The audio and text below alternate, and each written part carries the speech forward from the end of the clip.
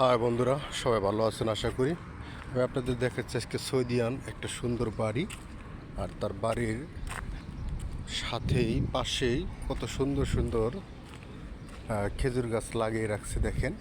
আর কত সুন্দর খেজুরগুলো ধরে আছে, আমি আপনাদেরকে দেখানোর চেষ্টা করতেছি। দেখেন কত সুন্দর এই খেজুরগুলাই কিন্তু প্যাকেটজাত হবে, বিভিন্ন দেশে যাবে। ঠিক আছে, একটু পাকতেছে, কেবল কাঁচার থেকে পাকা ধরছে, অনেক সুন্দর।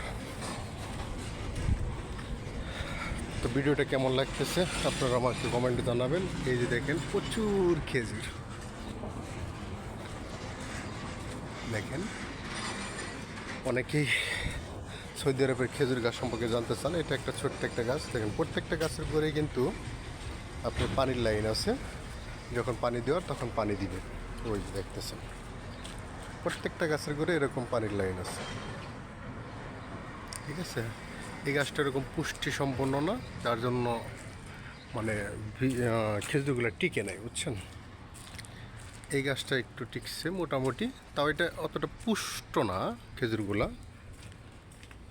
তো ভিডিওটা কেমন লাগতেছে জানাবেন। সবাইকে ধন্যবাদ, ভালো লাগলে শেয়ার করবেন।